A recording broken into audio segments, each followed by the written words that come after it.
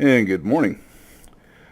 Well, we got a treat for you. We have the BV-210, Blom & Voss's entry into the emergency fighter program for Nazi Germany during World War II.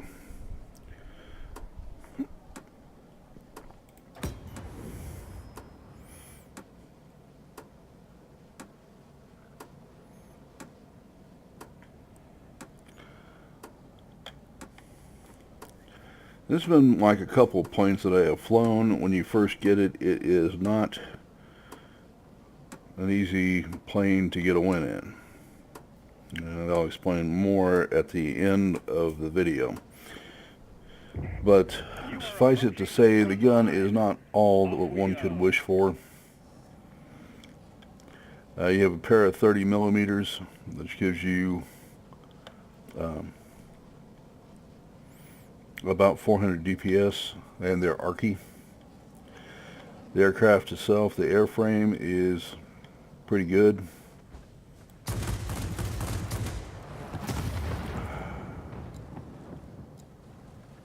And that's just unfortunate.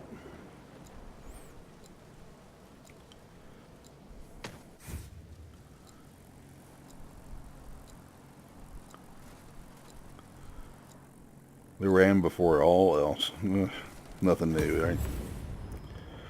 Okay, well, one last aircraft. We'll just come back and do it again. It's a relatively quick aircraft, and it's unmodified. Its turn time on the 360 is right around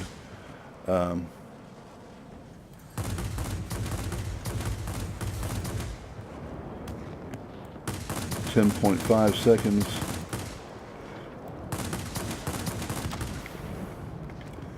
You can get hits on the thing. It's just a little more difficult with the arc on the cannon.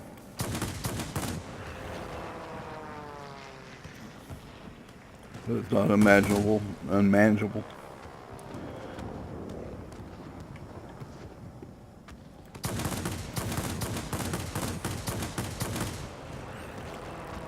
Just a little more difficult.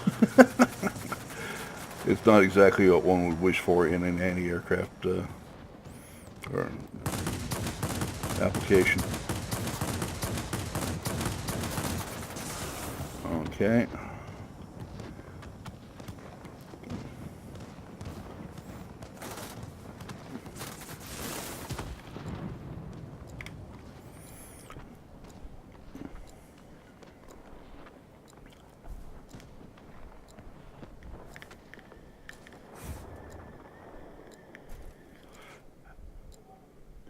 This is typical of the games that I've had for the last 12 games.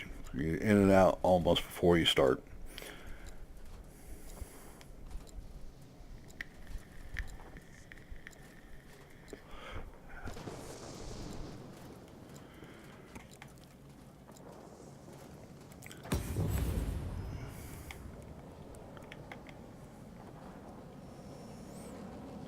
Alright, altitude on this is right around 6,000 feet. I'll be testing that here shortly.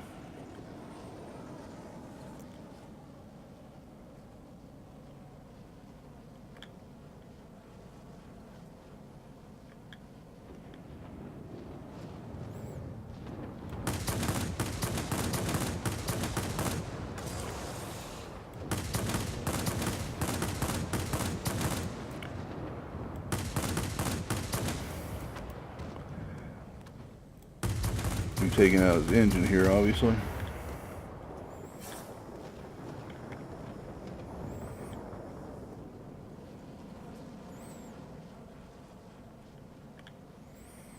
See if we can't do something for our fellow pilots here. Ah, Yeager, the guy that took me out earlier.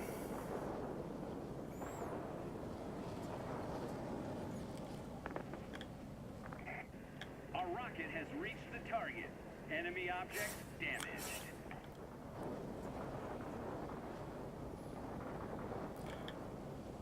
As you can tell, cruise speed on this is pretty impressive. Maybe one of the faster aircraft in the game.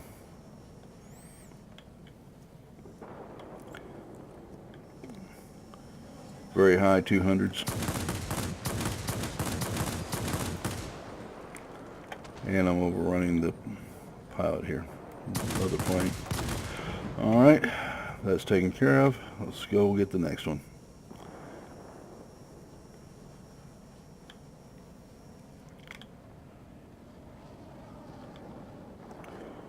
IL-8 coming in.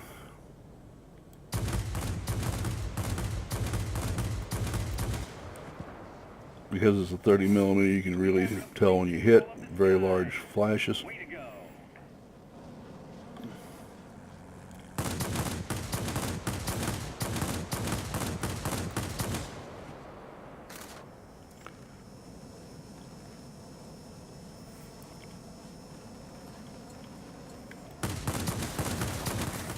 Way to go. Victory is close.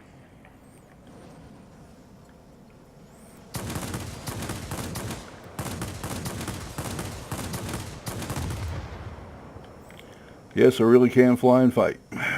You wouldn't have known it from the first 2 minutes, though, would you? Head back home. Okay, so we got the hat trick. Came in third. And by the way, I did not win this game. But it's nice to finally get a win in this.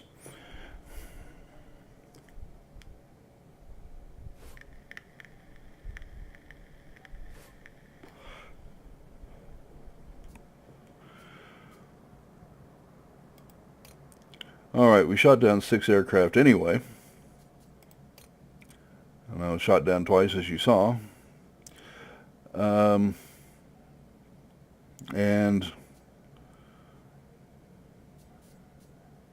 did better than anybody on the other side.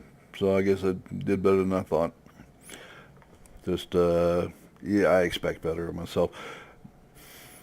Okay, so here's the deal with the aircraft. Let's go through the numbers here. The armament and the failing of this right now is the 230 millimeter guns. You get just over 2,000 feet, and I mean just barely over. And they're kind of archy. You come with 2 rockets on this, and they actually do 2,000 points of damage. As I can show you right here. And the damage radius of 180 feet. Simply divide by 3 if you want meters in this, by the way. Let's go ahead and talk about the upgrades a little more. As you buy the aircraft, you can go all the way down to the Jumo 004C from previous purchases, so it's just a matter of just buying them. Mounting them, actually. I didn't even have to buy them. This is the failing of the aircraft, 200 damage per second. You only have a pair of them. They disperse pretty badly, and my pilot is not that good on this aircraft because the pilot on the 190D is staying with the 190D because I have to go get down the TA line with it as well. Alright, when you have the autocannon here, you go up to the 220 millimeters, but they're MG 131s /20s, and those are very flat shooting weapons, the same ones that you see on the 1092 and 1101 Messerschmitt projects. I did run across information on the P1101, by the way. They actually had that in prototype awaiting the engine, which was a Henkel engine. So it hadn't reached prototype stage, and I hadn't realized that. It had never flown. It didn't have the engine it was supposed to have, but by God, they had built the airframe anyway. And I'll bring that up next time I bring up the 1101.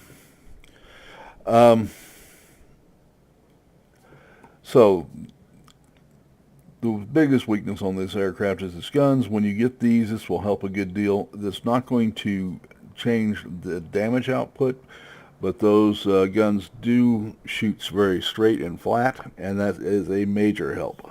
And then you get, on top of that, you can mount the R4M, excuse me, anti-aircraft rockets, and that becomes useful. That way, the next time that somebody decides they want to ram you, they can kiss a rocket, which I would have done had I had it when that defending aircraft decided that ramming me was its first course of action. So that becomes very useful. Survivability on this is awful. 300 DPS I expect to see, or health, I expect to see that out of Tier 7, Tier 6 aircraft, to be honest. Airspeed, though, is pretty darn good. Even with the rockets, I'm coming in at 291. If you want additional speed, you don't want the rockets, and the rockets aren't that useful, you can go to 298, and that puts you in league with just about anybody out there. Plus or minus 7-8 miles an hour. That's the fastest aircraft in the game. It's just over 300 in cruise speed, and that's a matter of choice. I put, suit yourself, but right now I'm overrunning other aircraft as is, so I'm not all that worried about it. Maneuverability is 10.5, and I have some upgrades on that are affecting that, by the way. And altitude performance, let's talk about that a little bit. Just shy of 6,000 feet, which means you can operate at 8,000 feet all day long and not really feel too much of the effect of it. And I'd say once you start getting over 9,000 feet, you're really going to start feeling the effects. All right.